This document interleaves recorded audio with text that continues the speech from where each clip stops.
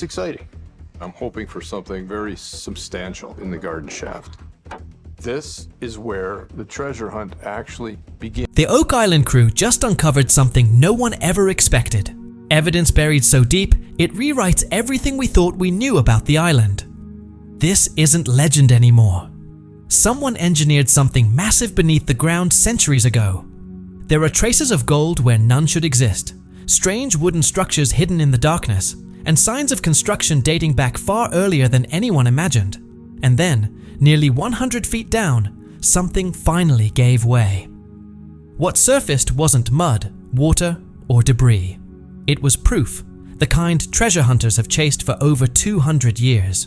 Tune in, because the Oak Island mystery has finally cracked open, and the truth is nothing like anyone saw coming. Golden water, golden trees, and a tunnel below. The crew wasn't just poking holes anymore. They had advanced equipment, years of frustration, and just enough evidence to make even the biggest skeptics lean in. It began with the water. Not ordinary water, but liquid laced with tiny hints of gold. Not coins or bars, just tiny flakes drifting like secrets. Yet beneath the shimmer, something pulsed, and it wasn't gold. They named the new hotspot the Baby Blob. A funny name for something that might be hiding something dangerous. This patch of ground, no bigger than a tool shed, had all the right numbers. The gold traces led there. The core samples pointed there. Even the air felt heavier in that exact spot. And then they found it. A ladder. Old, hand-worked, unsafe, and certainly not built by anyone alive today. It had been buried so deep, it could have come with a map and a curse. It wasn't abandoned. It was hidden, tucked inside a tunnel as if someone expected it to be found. Eventually. Yeah, I just wanted to run it through the XRF, because we've been getting high gold values in that area. High gold values. Not someday, today. That moment had arrived. The garden shaft became their playground, or maybe their battleground. They dragged rigs into place, lowered steel into the earth, and waited around 90 feet down. Something cracked. A grinding howl rose from the ground. They'd hit a hole, a space where no space should exist. The crew froze. That wasn't natural. That was design. 3 different boreholes lined up perfectly east to west. That doesn't happen by accident. Someone had built a tunnel under their feet, and that ancient shaft wasn't alone. The dirt gave up wood, not splinters, but solid, cleanly cut pieces. Wood shaped on purpose. Maybe from a chest, maybe from a support post, maybe from something far more significant. And then came the gold. Not heaps of it, not enough to make anyone rich on the spot, but enough to prove they weren't drilling for ghosts. Enough to connect everything. The water, the trees, the tunnels. It all hummed with the same golden signal. Rick nearly melted when he saw the readings. After years of chasing shadows, those shadows were finally pointing somewhere real. Suddenly, every missed clue, every false alarm, every empty dig mattered. The treasure wasn't mocking them anymore. It was whispering. All we can do is keep checking the water, test other samples, see if we can duplicate the readings. Girl can find gold. That's a superpower around here. More digging, more dirt, more sweat. The drill plunged into the baby blob again, chasing that empty space. At 98.5 feet, they hit another void, another open pocket, and inside the core, more wood. Same texture, same color, same promise. The team crowded around the sample like vultures over a fresh discovery Terry wanted a slice. Charles leaned in. Everyone wanted a piece. They weren't staring at dirt anymore. They were looking at a message carved by long-dead hands. Back at the lab, they dried the wood and ran it through the machine again. Emma blinked at the readings. Gold, again. Small amounts, but significant. The patterns matched. The wood had absorbed the same golden fingerprint hanging over the baby blob. The garden shaft groaned. Down below, the team hit another dead silence. Brandon and Alex set up the new drill, watching the monitors as the shaft swallowed more steel. This time, there were no guesses. They angled the drills deliberately, probing the walls like a dentist testing a new patient. 12 holes, each one a chance. The logic was sharp. The water showed gold. The wood held gold. Test the inside of the shaft. If gold was leaking through, the readings would reveal it. They didn't need a roar. A whisper would do. Then the drill hit something again. Loud screeches echoed through the site. The rods cut through something soft, a pocket of air, another gap, another void, at 90 feet. Terry mapped it out. The borehole lined up with 2 others, east to west, repeating with ruthless precision. Nothing about this was random. Someone carved these spaces deliberately. Before he could finish processing the data, his phone buzzed. He already knew what the call meant. The drill had collided with something important.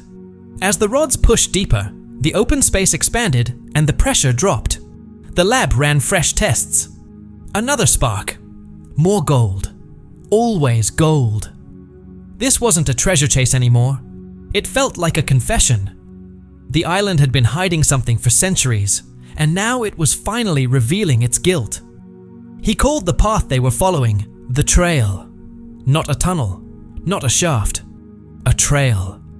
Every scan, every hole, every drill run was another breadcrumb. And that breadcrumb trail was sharpening. Even the doubters leaned in. Marty, normally the loud realist, went silent. His eyes traced the maps. His hands hovered over old diagrams. They weren't chasing legends anymore. Not now. They drilled further, dug wider. Every new borehole was placed with intent. They weren't stumbling in the dark. They were tracking something that didn't want to be found. The probe sent down the garden shaft located more open pockets, more air, more signs that something engineered and enormous still waits beneath Oak Island. The drill pushed against the wall and came back with splintered fragments. Every tiny piece was labeled and catalogued. Another round of testing followed, and with it, another breath held gold again. Not false readings or hopeful illusions, but real signatures. They weren't pulling up scraps, they were uncovering a buried message. Inside the tent, he and Alex stared at the monitors as the machine plunged deeper into the earth. Another crack. Another fracture. Brandon called out the depth. They had moved beneath the previous void. Now the order was clear. Collect everything. Every fragment, every sliver. Nothing tossed aside. Everything analyzed. As daylight faded, the team gathered around the samples, setting them out in a line. Soil, wood, dust, like suspects waiting to be interrogated. The air grew heavy with tension. Emma scanned the newest piece, her fingers flying, her eyes narrowing. And just when things already felt strange, the island found a way to shout louder. Treasure signs were appearing all across Oak Island. Rick Lagina practically vibrated with excitement, buzzing like a kid after too much sugar. Sitting around wasn't an option. He bolted out of the tent with bags of dirt, pieces of old timber, and the determined face of someone who knew they were closing in. Every rumor, every odd clue, every whisper of, maybe there's treasure here, had led to this moment. And Emma was the one person who could confirm whether they'd stumbled onto gold or just another dusty disappointment pretending to matter. On Lot 26, Peter Romke, the tree cutter who apparently moonlights as a rock wall connoisseur, stared at a pile of stones like he'd discovered Atlantis by accident. His take? This wasn't random. This was a wall built with intent. A wall leaning in as if it had a secret. Not something thrown together on a lazy afternoon. This was the kind of structure someone builds when they're hiding something or protecting something important. Then Romke dropped a surprise. The tiny stones at the base matched classic castle building style from England and Scotland. Old rubble foundations, straight up medieval fingerprints. Who expected the forestry guy to recognize castle architecture? He basically announced, "This looks like the base of a castle." And there it was, on Oak Island, right beside a suspiciously well-made wall. Nearby stood a well that didn't look like any ordinary water source. It looked ancient, unusual, and intentionally crafted. One expert told them wells like that were built as far back as the 11th century. That's not just old, that's before most people even owned forks old. Cue a flashback to 2016, when a nearly identical well was found at New Ross, a site tied to the legendary Knights Templar, the armored, secret-keeping, treasure-moving Templars. Suddenly, the puzzle pieces were snapping together in ways that were either thrilling or terrifying. Back in the present, things only grew more interesting. Romke suggested the wall may have been built from rubble excavated from subterranean tunnels. And if you're hiding something underground, you need a clever way to mask the leftover mess of rubble wall. Perfect camouflage. Meanwhile, Charles and Brandon hovered over the next round of core drilling in the money pit. Then it happened. The drill snagged on something at 11 feet. Could have been a stubborn rock. Could have been a door from history itself. The suspense was thick enough to scoop with a spoon. Enter Emma Culligan. The gold-detecting powerhouse. Rick handed her the dirt and wood samples, and she soon returned with results. Oh my gosh, we've hit something. It's all throughout the sample. There's a dense concentration in the middle. Someone at some point had used gold-coated or gold-touched wood in constructing part of the shaft. And who does that, unless they're securing something valuable? She scanned again, confirmed the reading, and gave a number. Not a jackpot, but scientifically significant enough to make it real. Marty lit up like an entire Christmas display. The team buzzed with energy. The clues were lining up flawlessly. This wasn't imagination anymore. This was evidence. Gold had absolutely touched that wood. Confirmed. Suddenly, the hunt wasn't just hopeful, it was becoming a real discovery. A rising theory emerged. Maybe there was a shallow chamber nearby, a tucked-away vault or secret pocket branching off the garden shaft. Maybe the treasure wasn't deeper. Maybe it was cleverer. Maybe it sat just off to the side, practically beneath their boots. Then they recovered bricks, real bricks used in the original shaft's construction. More tests, more theories, more speculation. And every sample still whispered the same thing: gold. If this was some ancient hoax, then whoever staged it centuries ago had gone all in. Rick and the team were no longer just searching. They were strategizing, following the trail, hoping it didn't disappear. Meanwhile, in the war room, tension thickened. Tom Nolan opened his father's old notebook, the legendary Fred Nolan, the man who found everything from possible ship remnants in the swamp to a massive boulder cross pattern that looked like it belonged on currency. Hidden inside those notes was something unexpected. A well. Not an open well. A buried one. Wells aren't usually hidden. This one was. Covered deliberately. Concealed like someone truly didn't want future explorers to find it. Rick and Alex wasted no time. They headed straight to Lot 11, dug in, and hit pay dirt in more ways than one. Gary, the metal detecting master, swept his detector over the fresh pile of earth and snagged a rosehead spike. Hand-forged, old as dust, pre-1975 old A-spike from real work. Real construction. Or real hiding. Then he pulled out a hook, another relic from a world long before machines. The hook they uncovered looked like it belonged to someone hauling water, or hauling secrets. Combine the spike, the hook, and that carefully built stone wall, and the picture became clear. This wasn't an ordinary well. It was intentional, deliberate. Gary pointed out that the hook looked almost identical to the one found earlier on Lot 8, a piece dated to the 1600s. Same design, same purpose, same unsettling sense that the island was repeating a pattern on purpose. The deeper they dug, the more this hidden well began mirroring the one on Lot 26. Same construction style, same layered stones, same quiet hint that something larger was moving beneath the surface. Then came the curveball, silver. This well didn't just echo its twin, it had its own precious metal signature. Not gold this time, but silver. The island wasn't whispering anymore. It was speaking loudly. Two wells on opposite ends of Oak Island. Same craftsmanship, same secrecy, same buried intent. The builders weren't leaving breadcrumbs. They were sketching an underground map, a blueprint of tunnels and purpose. And if the team could follow it, Maybe the treasure people mocked for centuries would finally step out of myth and into daylight. But the swamp loomed nearby, a messy reminder that every promising dig came with complications. Environmental rules, restrictions, and headaches that could halt progress just when the truth was coming into focus.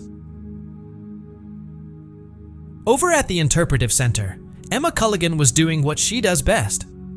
As the archaeometallurgist, she scans and tests ancient materials to determine whether they're priceless or just pretending.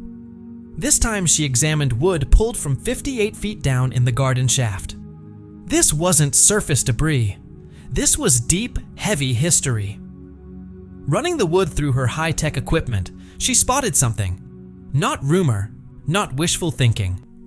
Gold. Not piles of it, but enough to matter. Enough to make anyone stand a little straighter. And the twist? The deeper the samples came from, the more gold she found. Not a fluke, a pattern. Different pieces of wood, different depths, same golden signature. It was as if the island were teasing them, offering a little more each time they pushed farther downward. The deeper they went, the clearer the message. Someone had been here centuries before. A tunnel, a shaft, a path that led straight back into the 1500s. Across the site, Craig Tester ran the operation, the kind of guy who doesn't usually smile unless dirt is falling through a screen. He worked with the Dumais drilling team as they descended to 68 feet and aimed for 80. Their mission was to waterproof the shaft levels, collect clean samples, and maybe, finally, strike something big. This wasn't random drilling. They had reasons. First, the gold in the wood. Then, the tunnel discovered at 98 feet. Add in the silver and gold traces found elsewhere in the treasure zone, and suddenly the garden shaft wasn't just a hole. It was becoming the center of the entire mystery. Paul, one of the drillers, had a method. 12 holes in each set, positioned strategically around the shaft. They were mapping what surrounded it. If gold showed up in any of these extra holes, it would be another vital clue. Their goal wasn't just to find treasure.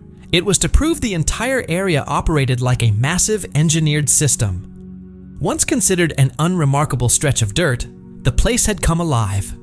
Tom Nolan's father, the legendary Fred Nolan, always believed something significant was happening there, and his old notes were being reread like treasure maps. On that lot stood the Quadrilateral, a geometric cluster of rocks that practically shouted intention. While digging in Lot 13, things got strange. Burned sticks, unusual clay, charred scraps that looked like evidence of a fire from centuries ago. These materials didn't belong there. Someone had brought them, or had buried something beneath them. Then came the flashbacks to the swamp and the stone road discovered years earlier. They once assumed it was a fluke, until they found the same construction technique in Portugal. Not similar, almost identical. Built with a style used by the Portuguese in the 1400s and 1500s. That little coincidence suddenly wasn't little at all. The pieces started piling up.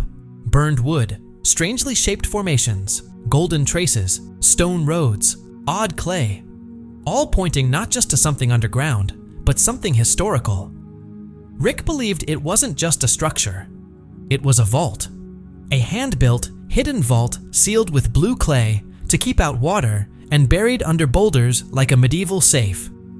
Dr. Ian Spooner stepped in to test the theory. He doesn't entertain guesses. He digs for science. When he pulled up clay fused to charred wood, even he paused. That wasn't natural. That was intentional.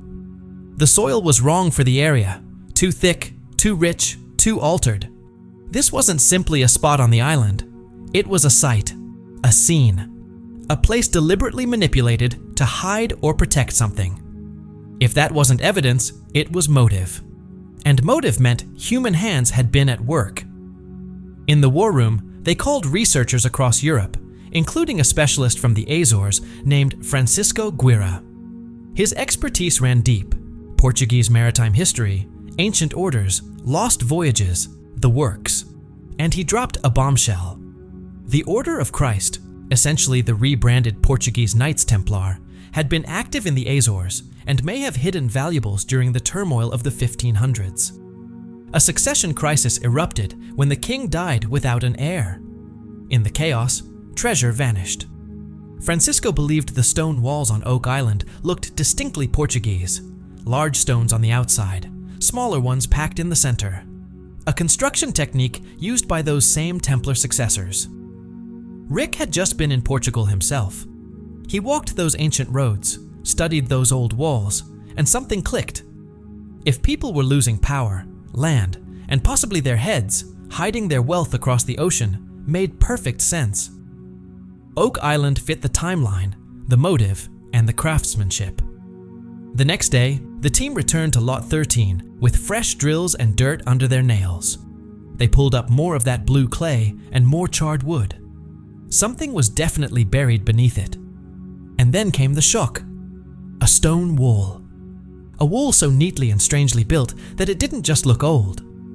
It looked deliberate. The wall they uncovered wasn't random. It was deliberate. Dating estimates placed it somewhere between 1464 and 1638, right in the middle of Portugal's political chaos and the early age of Atlantic exploration. You can almost picture it. Anxious sailors hauling crates into the woods, stacking stones, carving deep shafts, and laying stone pathways far from any coastline. Lier, the site archaeologist, explained that a wall like this would normally divide farmland, but farmland doesn't explain blue clay or burned wood. Rick believed it wasn't agricultural at all. It was infrastructure. Features built not for crops, but for concealment and protection. What mattered wasn't above ground. It was what lay hidden beneath it. Jack Begley agreed. You don't build a double stone wall in the middle of the forest without intention. It requires tools, time, skill, and a very specific purpose. Every sign pointed to the same conclusion. Someone went to great lengths to hide something here. Back in the war room, the team pored over more maps, historical timelines, and old European records. The era fit perfectly. The Inquisition was in full force. Religious groups were being hunted, fortunes were being seized, and anyone holding gold or valuables would have been desperate to move them out of Europe, especially those with ships. Especially those who operated under the Order of Christ, the descendants of the Portuguese Knights Templar. The shaft, the tunnel, the stone wall, the old roadway, the burnt wood, the strange layers of clay and sediment, they all hinted toward one idea. Something had been buried here, and it wasn't an accident. It was engineered protected, hidden on purpose, and it might still be waiting. The team wasn't finished, far from it. There were more samples to analyze, more earth to peel back, and more experts to bring in. They were even preparing to investigate sites across Europe, connecting dots from multiple continents, forgotten histories, and centuries-old secrets. This wasn't just an Oak Island mystery anymore. It was a global puzzle, and for the first time, the team wasn't relying on rumor, speculation, or gut instinct. They had physical clues, evidence, pointing towards something significant. And it raises a final question.